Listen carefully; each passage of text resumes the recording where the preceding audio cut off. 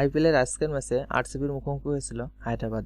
আজকের ম্যাচটি ছিল দু দলের জন্যই অত্যন্ত গুরুত্বপূর্ণ, কারণ আজকে যে দল জিতবে তারাই খেলবে সেমিফাইনাল। টসে জিতে হায়দ্রাবাদ অধিনায়ক ডেভিড ওয়ার্নার ক্যাপ্টেন কোহলির আরসিবিকে ব্যাটিংয়ে আমন্ত্রণ জানায়।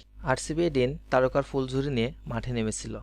এদিন আরসিবির হয়ে ক্যাপ্টেন কোহলির দলে মাঠে নেমেছিল প্যাডিক কেল, অ্যারন ফিঞ্চ, এডি ডিভিলিয়ার্স, মঈন আলী, ডুভে, সান্ডার, সিরাজের মতো বিশ্বের নামিদামি বাঘা তারকাখ্যাতি প্লেয়ার। এদিন আরসিবির ম্যাচে প্রথমে আঘাত আনে Caribbean allrounder Jensen holder.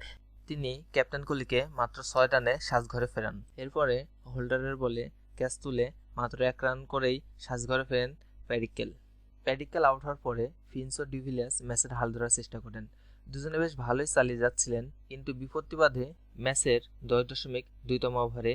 Aaron Finch নাদিমের বল উড়িয়ে মারতে গিয়ে বাউন্ডারিতে থাকা ফিল্ডারের কাছে ক্যাচ দিয়ে বসেন।